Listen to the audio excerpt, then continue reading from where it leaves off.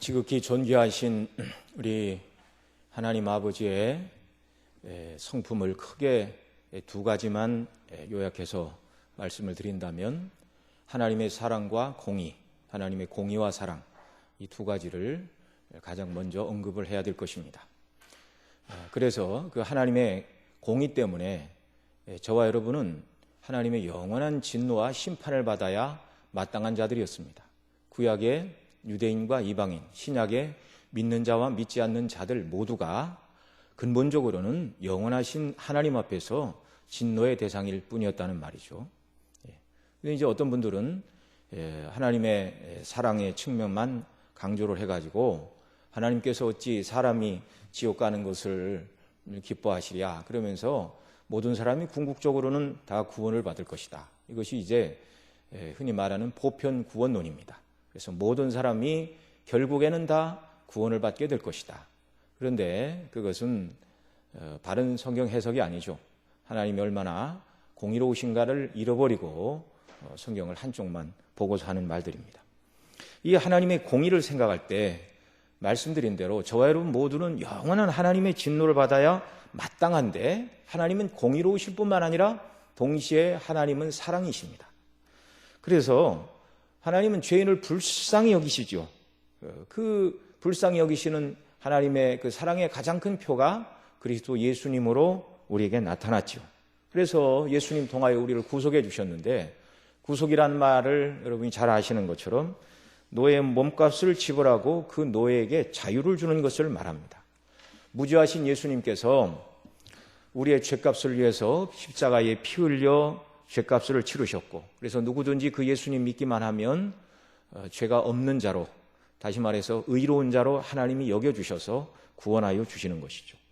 그래서 이 하나님의 가장 큰 긍휼과 자비의 표현인 그리스도를 믿고 그 피를 의지하는 자는 하나님의 영원한 사랑을 받게 되지만, 하나님께서 죄인을 위하여 그 아들까지 내어주시고 누구든지 이 아들을 통하여 죄사함 받으라고 사랑하는 아들까지 내어주신 하나님의 가장 큰 사랑과 호의와 그 큰 은혜를 거절한 자들에게는 이 하나님의 공의로운 진노가 영원토록 꺼지지 않는다는 사실입니다.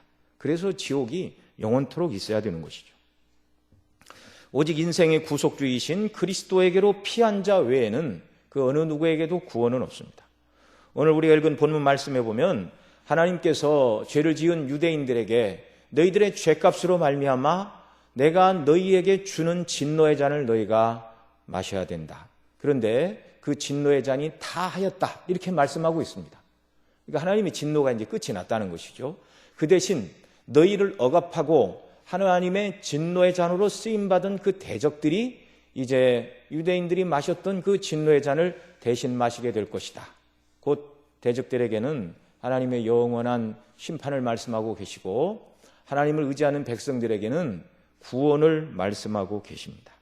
우리 오늘 17절 말씀부터 읽었는데요. 17절 다시 한번 읽습니다. 여호와의 손에서 그 분노의 잔을 마신 예루살렘이여 깰지어다 깰지어다 일어설지어다.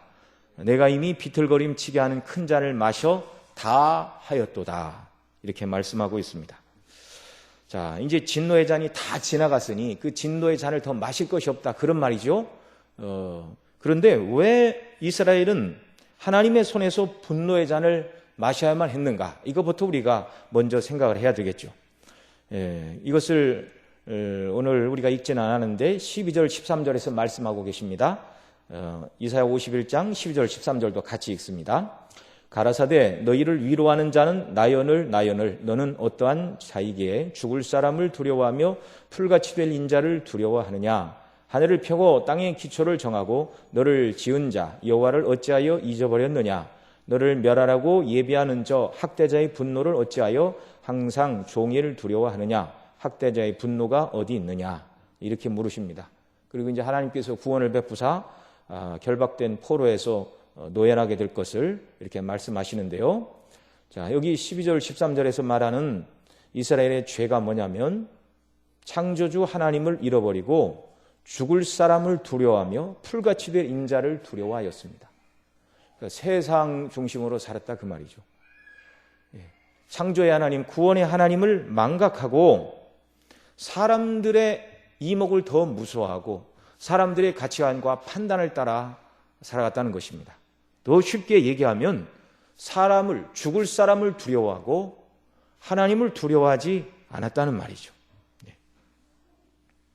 세상 중심으로 살아가는 이 모습 하나만으로 이것은 하나님 앞에서 영원토록 심판을 받아야 할 죄인데요. 여러분, 우리가 이런 말씀을 들으면서 예수님 안에 있는 저와 여러분이 정말 하나님을 두려워하고 하나님을 존중 여기고 살아가고 있는가? 아니면 하나님께서 그 백성을 향하여 그것은 심판받아 마땅한 죄라고 지적하고 있는 풀같은 인생, 죽을 사람을 두려워하며 살아가고 있는가? 우리 자신을 한번 돌이켜보는 일이 있기를 바랍니다.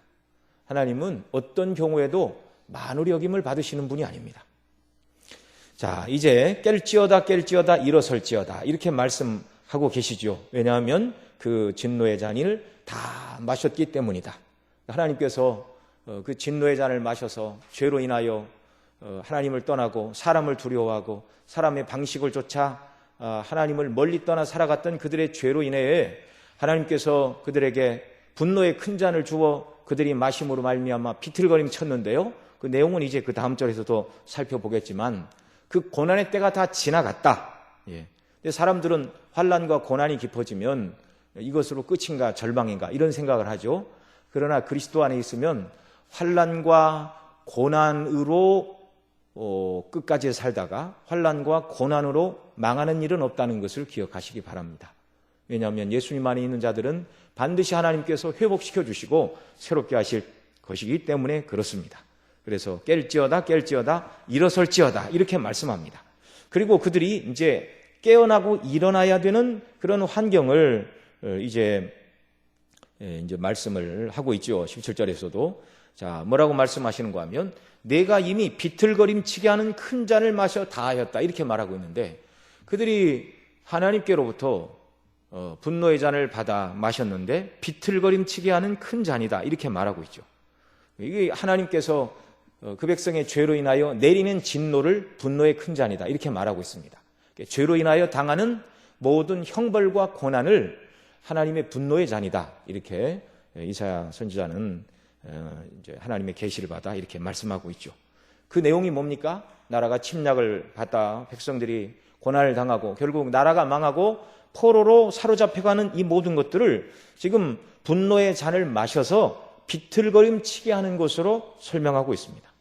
여러분, 사람이 술을 마시면 술에 취하게 되어 있죠. 그래서 술에 취하게 되면 이제 몸의 감각이 이제 진정이 됩니다. 감각이 마비가 됩니다. 그래서 사람이 술을 마시면 똑바로 걷지 못하고 술에 취하면 취할수록 이렇게 사람이 비틀거리며 걷게 되는 것이죠. 그러니까 이 사람이 술에 취하여 반드시 걷지 못하고 비틀거림 치는 이 모습을 지금 하나님께서 비유적으로 말씀하고 있죠. 사람이 술을 마셔 반드시 걷지 못하고 비틀거림 치는 것처럼 죄로 인하여 하나님의 분노의 잔을 마시게 되면 역시 비틀거림 치게 되는데, 그러니까 비틀거림 친다 그 말은 자신이 자기 몸을 가누지 못한다는 것입니다. 그러니까 이스라엘이 자기 힘으로 자기 나라를 지켜내지 못했습니다. 결국 비틀거림 침으로 말미암아 나라가 침략을 당하고 이렇게 백성이 포로되어 끌려가는, 자신의 의지와 상관없이 외부적인 힘에 의하여 사람이 술에 취하면 술이 그 사람을 주장하여 비틀거림 치게 하는 것처럼 하나님이 진노의 잔을 받아 마셨으니 그 죄로 인하여 대적들이 침입하고 그들을 고통케 하는 이 모습을 지금 분노의 잔을 마셔 비틀거림 치는 모습으로 설명하고 계십니다. 그러면서 이 정도가 얼마나 심한가를 18절에서 말하는데요. 내가 낳은 모든 아들 중에 너를 인도할 자가 없고 너의 양육한 모든 아들 중에서 그 손으로 너를 이끌 자도 없도다. 이렇게 말씀하고 있습니다. 내가 낳은 아들 중에 너를 인도할 자가 없다. 그러니까 이스라엘 백성들 중에 여기 너는 이제 전체 나라로서 민족으로서의 이스라엘, 나라로서의 유다, 이것을 말한다면 내가 낳은 모든 아들, 그러면 이제 포로로 끌려가 있는 그 백성들을 말하는 것이죠. 내가 양육한 아들 중에, 같은 표현입니다.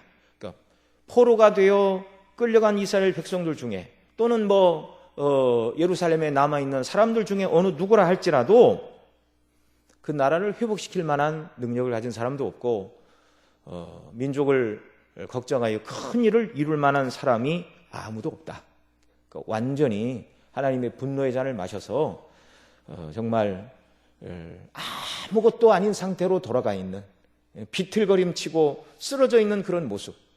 그러니까 하나님께서 깰지어다 일어나라 이렇게 말씀하고 있죠.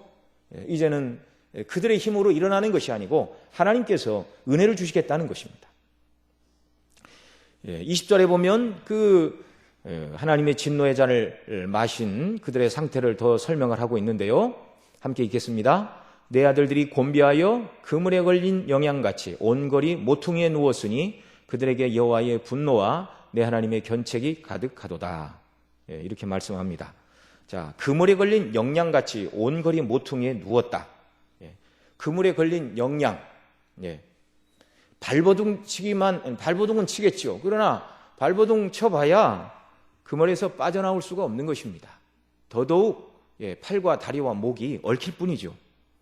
포로로 끌려간 유다 백성들이 자신 한 몸도 그 땅에서 빼내올 수 없는 형편이라는 말이죠. 어찌 유다와 어찌 이스라엘을 걱정하며 민족을 돌아볼 수가 있겠습니까? 아주 참담하고 비참한 처지에 떨어진 그 백성들을 지금 말하고 있습니다. 자, 하나님을 별로 귀중하게 여기지 않은 것이 그들의 죄목이라고 말씀을 드렸죠. 죽을 사람을 두려워하고 풀같이 인자를 두려워하고 나를 두려워하지 않았다. 하나님께서 그렇게 말씀하고 있는데 하나님을 귀중하게 여기지 않는 자들, 그들의 결국은 포로로 끌려가고 노예 생활을 하게 된다. 영적으로는 그런 처지에 떨어지지 않다 할지라도 영적으로 보면 하나님을 두려워하지 않는 자들의 모습은 그물에 걸린 영양같이 발버둥 치는 존재에 불과하다라는 것을 우리로 하여금 알게 합니다. 우리의 신앙은요, 하나님 앞에서의 신앙이죠. 참으로 바른 믿음을 가지고 있다. 그 말은 세상이 아닌 하나님을 두려워한다. 그 말입니다. 우리 그리스도인들은 하나님의 인정을 받으면 되는 것이지 세상의 인정을 그렇게 중요하게 생각할 필요가 없는 것입니다. 저와 여러분이 누가 세상 사람들이 고향 사람들이 또는 동창이 그 사람 지금 뭐 한대? 세상적으로 출세했다 어째했다. 전혀 그런 말에 귀를 기울일 필요가 없습니다. 오직 하나님께서 오늘 우리를 보실 때 구원의 은혜에 감격하고 그 은혜에 따라 믿음으로 반응하며 하나님의 뜻을 순종하며 천국 바라보고 살아가고 있는가? 하나님께서 보실 때는요, 믿음으로 그리스도 안에 있는 은혜 가운데 있느냐? 이것만 보신다는 것을 기억하시기 바랍니다. 만일 하나님 앞에서 우리의 모습이 세상을 두려워하고 세상을 염려하고 세상의 가치 기준을 따라 살아간다면 오늘 본문이 말하는 것처럼 그물에 걸려 바둥거리는 양떼에 불과한 비천한 모습이라는 것을 기억하시기 바랍니다. 자, 죄에 대한 세상적인 심판이 그물에 걸린 영양같이 바둥거림 치다가 죽을 처지라면 영원한 죄인에 대한 하나님의 심판은 얼마나 두려운 것이겠는가.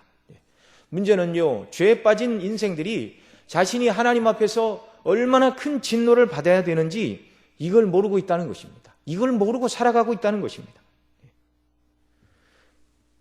이 절대적인 하나님 앞에서 내가 심판받아야 될 인생이다. 시대가 가면 갈수록 이걸 잘 모르고 있죠. 오늘 어떤 뉴스를 잠깐 보니까 종교인들이 전체적으로 줄고 있답니다. 천주교나 불교에서는 승려들이, 불교의 승려가 줄고 있고 천주교의 사제가 줄고 있고 개신교의 이 목사님들의 숫자는 조금 늘어나고 있지만 그러나 이 종교인 교육자들이 줄고 있을 뿐만 아니라 종교인들 자체가 줄고 있다. 이렇게 말하고 있습니다. 옛날에는 종교를 가진 사람이 국민의 우리나라 통계로 한 56% 됐는데 몇 년 전 통계가 이제 금년 통계로는 믿는 종교가 있는 사람과 없는 사람이 이제 한 50대 50 된다고 그럽니다. 근데 그중에 그리스도인은 얼마나 적겠으며 참된 믿음을 가지고 있는 사람은 더 얼마나 적겠습니까? 오늘날 이 세상 사람들은요, 눈에 보이는 이 세상뿐이에요. 절반 이상의 사람들이 물론 다른 종교를 폄훼하는 것은 아니지만 물론 기독교 안에도 그런 사람이 있을 것입니다. 종교를 찾는 이유와 목적이 자신이 죄인이고 이 죄의 문제에 대한 고민과 해결책을 고민하는 기독교 이외에 다른 종교도 있겠지만, 그러나 기독교를 포함한 다른 종교 안에도 종교를 찾는 이유와 목적이 죄에 대한 문제의 해결을 구하는 것이 아니고 어떻게 하면 이 세상에서 좀 더 잘 살아볼까를 고민하는 방편으로 종교를 찾는 사람들도 있다는 것이죠. 그러니까 세상적인 삶의 방식과 원리를 붙들고 살아가는 사람이 세상에는 훨씬 많다는 것입니다. 죄 가운데 빠져 있으면서도 죽어서 창조주를 만나야 되고 이 죄에 대하여 창조주에게 무엇이라고 대답할 말을 준비하며 살아가는 사람이 거의 없다는 사실입니다.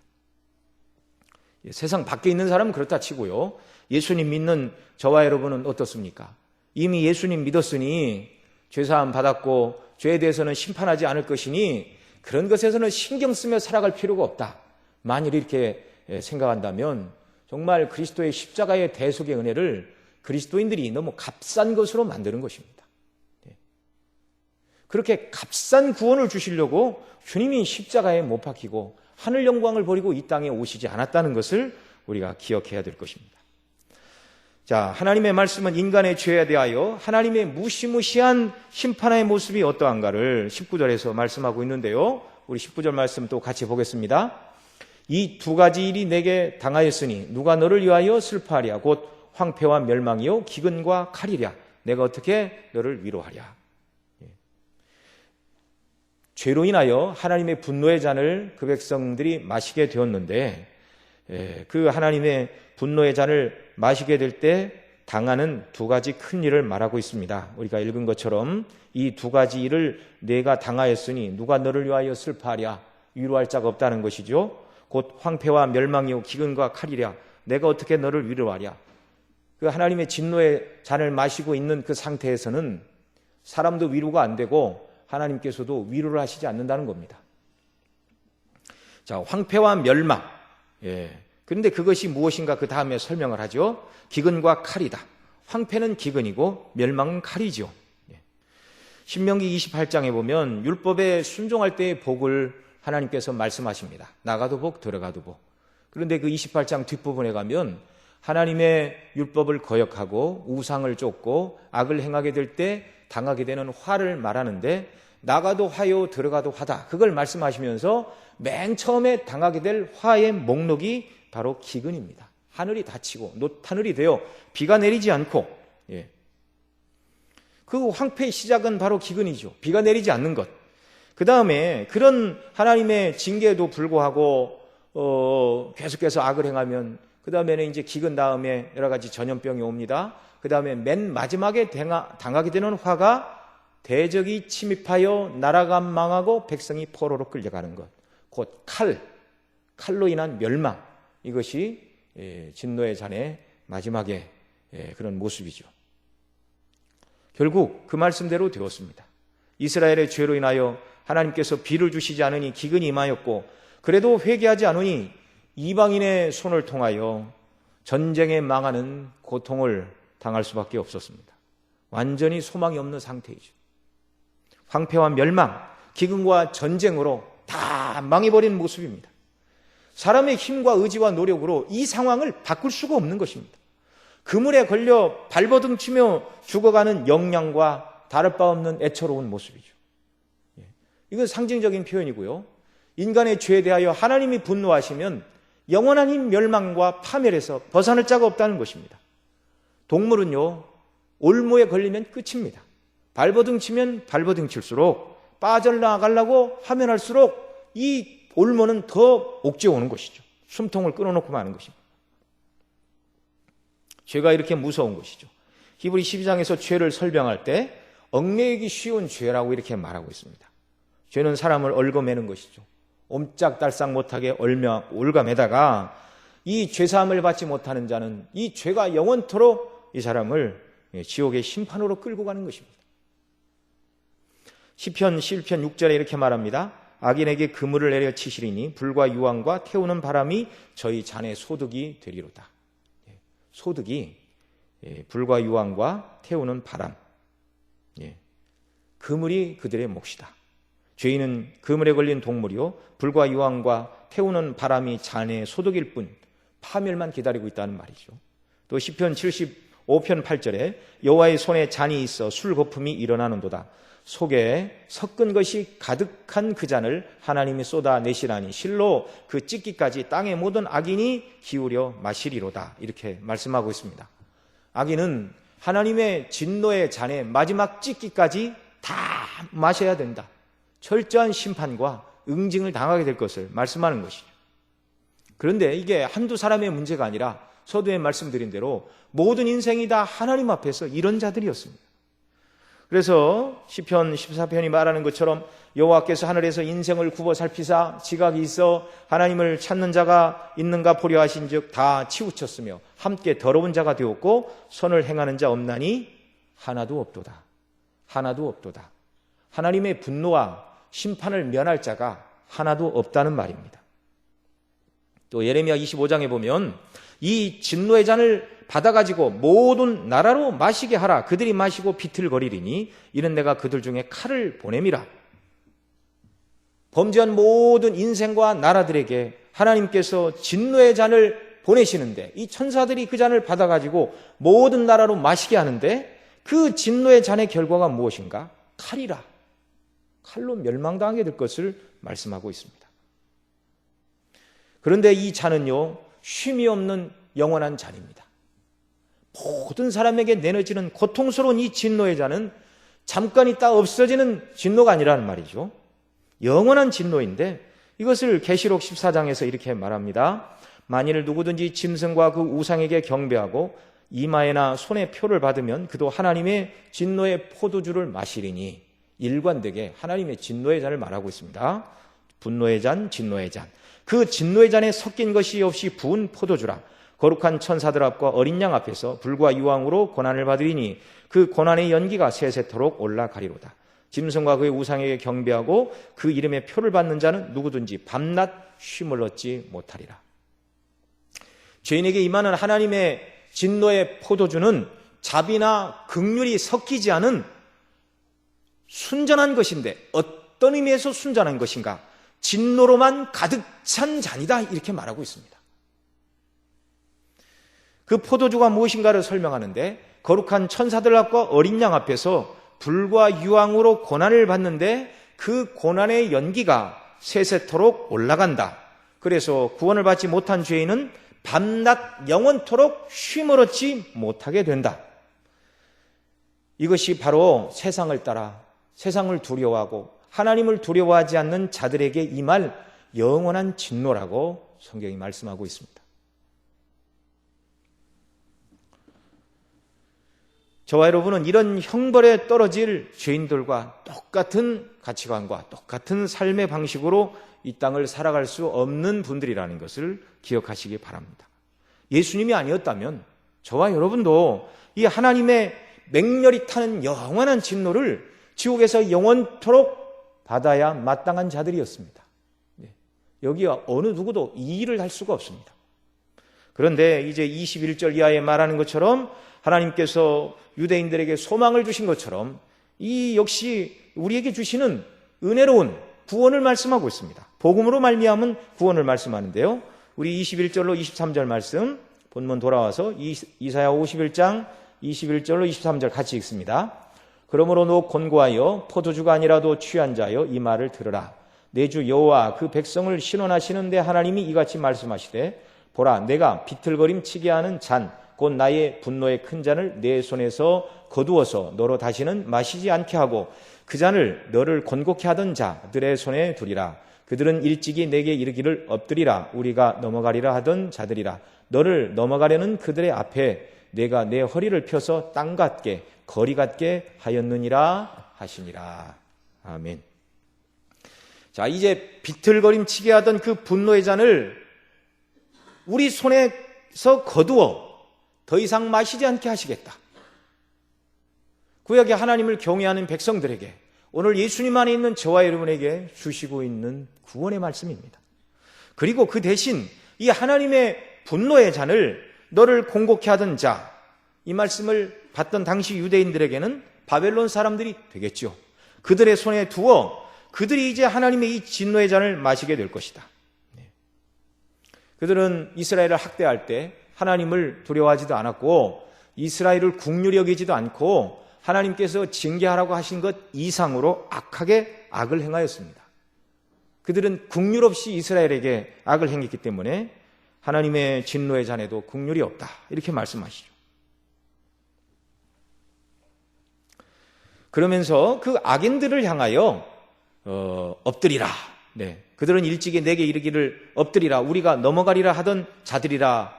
이제 그들을 향하여 이제 하나님께서 말씀하시죠. 그들을 향하여 엎드리라, 우리가 넘어가리라, 이렇게 말할 것인데 그들 앞에서 내가 허리를 펴서 땅 같게 길거리 같게 하였다. 고대 시대에 전쟁에서 패하게 되면 당하게 되는 치욕 중에 하나가 땅바닥에 이렇게 납작 엎드리는 거였습니다. 오늘 여기 있는 23절 마지막에 있는 표현처럼 내 허리를 펴서 땅 같게, 거리 같게, 그냥 꾸부장하게 허리를 구부리는 것도 아니고 땅과 똑같이 엎드리면 그 전쟁에서 승리한 나라의 군인들이 그냥 밟고 지나가는 거였습니다. 죄로 인하여 당하게 되는 그 수치가 정말 땅에까지 떨어지게 될 것을 보여주는 것이죠. 그런데 오히려 이제 하나님께서 구원하여 주실 때 그 대적들을 이제 넘어가는 이런 일이 있게 될 것이다, 이렇게 말씀하고 있습니다. 대적을 길바닥에 밟고 허리를 펴고 승리자의 모습으로 살게 하시는 은혜를 주신다는 것이죠. 자, 그러면 어찌해서 이스라엘의 대적들은 하나님의 공의의 심판을 철저히 받아 하나님의 분노의 잔을 마셔 영원한 파멸에 떨어지고 또 이스라엘 앞에서 그 허리를 쭉 펴고 길바닥처럼 엎드려 치욕을 당하게 되는데, 왜 이스라엘은 멸망의 잔을 다 마시지 않고 하나님께서 분노의 잔이 지나갔다 선언을 하시고 오히려 원수들을 엎드려 그 일을 걷게 하시고 허리를 펴는 승리자의 그런 회복의 은혜를 베풀어 주시는가? 바로 이스라엘의 죄짐을 담당하실 예수님 때문에 그런 것입니다. 오늘 본문 2장 뒤로 가면 이사야 53장, 여러분들이 잘 아시는 대로 메시아의 고난을 예언하고 있는 메시아의 고난받는 종의 노래가 기록되고 있습니다. 예수님께서 구약의 백성들이 마셔야 될 하나님의 진노의 잔을 대신 마시실 것이기 때문에 저와 여러분이 영원토록 하나님의 진노의 잔을 마시고 지옥 형벌의 고통을 영원토록 당해야 마땅한데, 이미 예수님께서 저와 여러분이 마셔야 될 진노의 잔을 대신 다 마셔주셨기 때문에 더 이상 이스라엘 백성들에게 죄값을 묻지 않고 더 이상 저와 여러분에게 죄값을 묻지 않고 오히려 진노의 잔이 지나고 다른 잔을 주신다, 이렇게 말씀하고 계십니다. 이게 바로 복음이죠. 죄로 인해 하나님의 분노의 잔, 진노의 잔을 마셔야 마땅한 죄인들에게 더 이상 하나님께서 이 분노의 잔을 내미시지 않습니다. 다 거두어 가셨습니다. 말씀드린 대로 예수님이 우리 대신 이 잔을 다 마시셨기 때문이죠.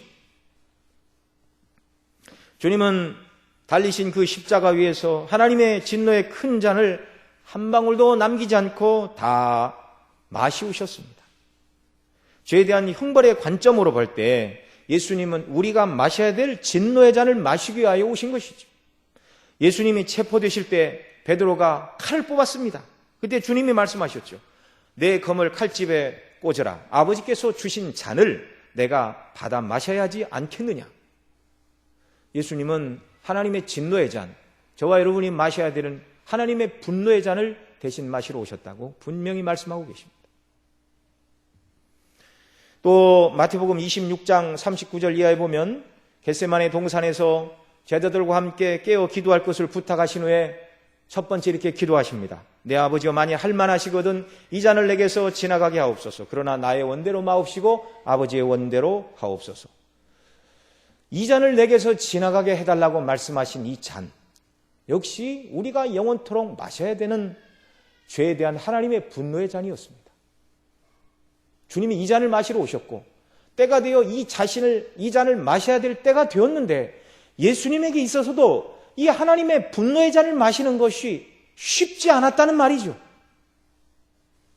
두 번째 또 제자들에게 오사 그들이 자는 것을 보시고 너희가 나와 함께 1시 동안 깨어 있을 수 없더냐 시험에 들지 않게 기도하라 말씀하시고 42절에 보면 두 번째 기도하시는데 내 아버지여 만일 내가 마시지 않고는 이 잔이 내게서 지나갈 수 없거든 아버지의 원대로 되기를 원하나이다 라고 두 번 기도하셨습니다. 역시 이 잔이 안 마시고 지나갈 수 있으면 안 마시고도 구원이 가능하면 그런 일이 가능하다면 그런 일이 있게 해달라 기도하신 것이죠. 그러나 그런 일은 없죠. 주님이 몰라서 기도하신 것이 아니고 마셔야 될 잔이 너무나 큰 고난과 형벌의 잔이었기 때문에 그렇습니다. 다시 제자들에게 오셨는데 역시 그들이 자고 있을 때 44절에 또 저희를 두고 나아가 세 번째 동일한 말씀으로 기도하신 후라고 기록하고 있는데요. 누가복음 22장에 보면 예수께서 그 겟세마네 동산에서 세 번 기도하실 때 모습을 설명하고 있는데 예수께서 힘쓰고 애써 더욱 간절히 기도하시니 땀이 땅에 떨어지는 핏방울같이 되었더라. 이렇게 기록하고 있습니다. 주님은 이 잔 곧 십자가를 앞에 두시고 심히 고민하시고 간절히 기도하셨습니다. 이 잔 곧 십자가를 주시기 위하여 오셨지만 우리와 똑같은 사람의 몸을 입고 오셨기 때문에 우리의 모든 죄짐을 다 담당하시고 하나님께서 죄인에게 쏟으시는 분노의 잔, 진노의 잔을 다 마셔야 했기에 우리 주님도 기도하실 수밖에 없었습니다.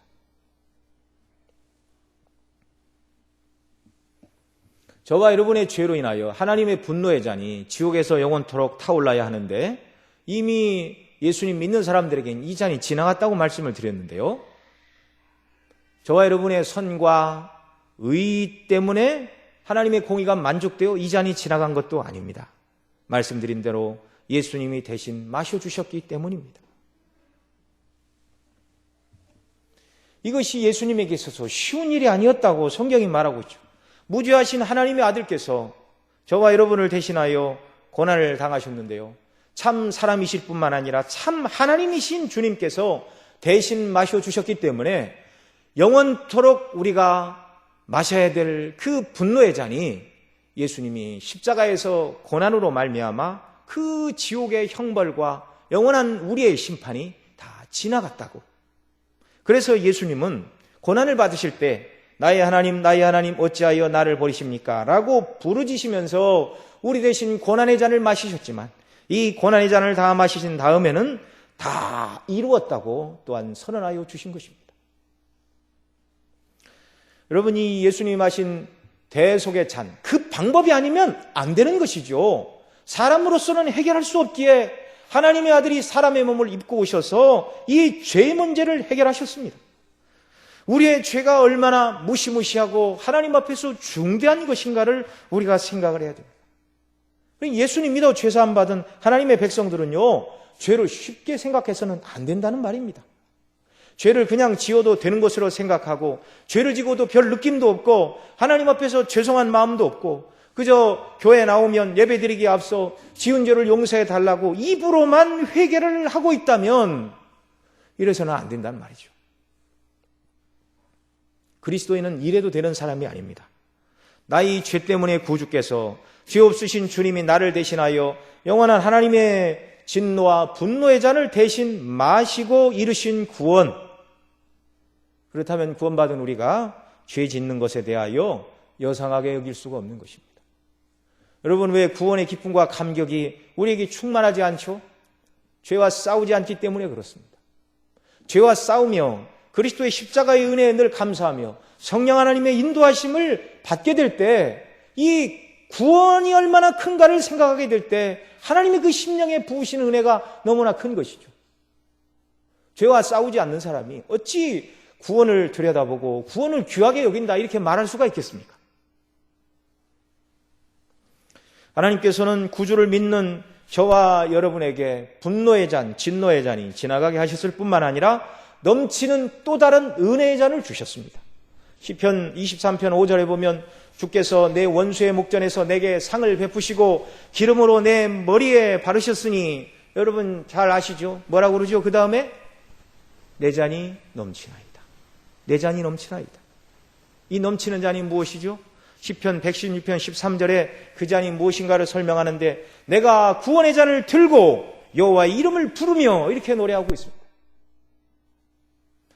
하나님께서 내 잔에 가득 부어주시는 이 은혜, 구원의 잔을 높이 들고 우리는 하나님을 찬송할 뿐입니다. 그리스도 안에서 하나님의 분노와 진노의 잔이 지나가고 오히려 하나님께서 예수님 안에 있는 저와 여러분에게 또 다른 잔을 내어 미시는데 구원의 잔입니다. 넘치도록 부으시는 구원의 잔을 하나님께서 우리에게 허락해 주셨습니다. 이제 저와 여러분의 삶은 진노와 분노의 잔이 그리스도의 십자가로 말미암아 지나갔음을 인하여 하나님 앞에 늘 감사하는 자들이 되어야 마땅한 줄로 믿습니다. 또한 이 잔을 대신 마셔주신 우리 주님의 은혜를 찬미하는 것,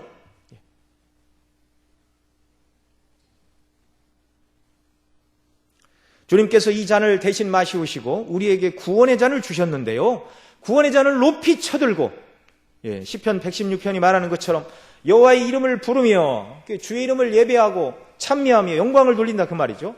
여호와의 모든 백성 앞에서 나의 소원을 갚으리로다. 우리가 예수님 믿을 때, 적어도 세례 받을 때 우리가 했던 기본적인 약속들이 있죠. 성도로서 어떻게 하나님의 은혜에 보답하며 살아갈 수 있는가? 구원의 잔을 받은 저와 여러분은 그 은혜에 보답하는 삶을 살아야 마땅하다고 성경이 가르치고 있습니다. 칼빈 목사님은 주님을 따르는 십자가를 지는 삶을 거절하는 것은 배은망덕한 처사라고 우리에게 가르쳐주고 있습니다.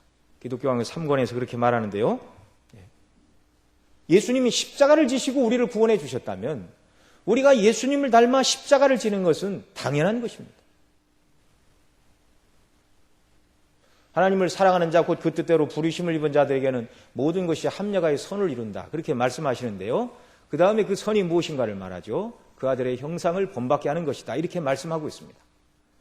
예수님은요, 고난 다음에 부활하셨고 고난 다음에 영광의 자리에 올라가셨습니다. 그러니 우리가 예수님 닮으려면 십자가를 지는 일이 먼저 우리에게 있어야 되는 것이죠. 십자가 다음에 영광입니다. 주님이 우리 죄를 위하여 하나님의 분노의 잔을 마시시고 우리를 구원해 주셨다면 이제 실제 삶 속에서 우리가 죄와 싸우는 일이 있어야 되는 것이죠. 우리 몫에 십자가를 지고 하나님 앞에 믿음으로 살아가는 일이 있어야 되는 것입니다. 내 힘과 결심으로만 안 되는 것이기 때문에 구주의 놀라운 구속의 은혜를 날마다 의지해야 되고 성령의 도우심을 간구해야 하는 것은 말할 필요도 없는 일이죠. 그리스도인은 세상이 아닌 하늘을 보고 살아야 됩니다. 세상을 두려워하지 말고 하나님을 두려워해야 된다고 오늘 이사야 51장 12절에서 말씀하고 있는데요. 그리고 주님이 우리를 구원하신 죄에서 벗어나기 위하여 성화를 이루기 위하여 죄와 싸우고 하늘의 부르심을 향하여 정말 진노의 잔을 대신 마시신 주님을 찬미하며 나가야 하는 것이죠. 이런 은혜를 달라고 하나님의 은혜를 간구하고 성령의 인도하심을 바라며 나아가는 저와 여러분 되시기를 바랍니다.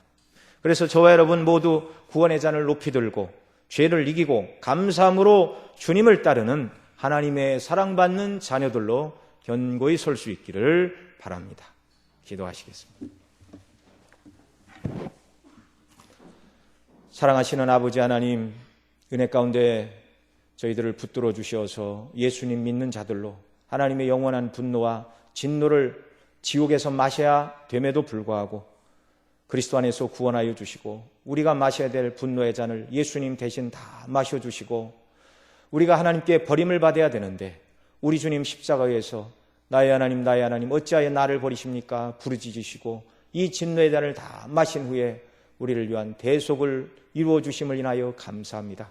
우리에게 주어진 은혜가 얼마나 크고 높고 귀하고 영광스러운가를 더 깊이 깨닫고 감사하며 기쁨으로 하나님께 영광을 돌리고 십자가를 지고 주님을 따르며 죄와 싸우는 저희들 되게 하여 주시기를 원합니다. 우리를 부르신 하늘에 대한 소망을 가지고 이 땅을 살아가는 자들, 세상을 두려워하고 무서워하는 자들이 아니라 하나님을 경외하며 하늘의 소망 가지고 살아가는 저희들이 되도록 성령 안에서 지키시고 은혜를 덧입혀 주옵소서. 우리 구주 예수님의 이름으로 기도드리옵나이다.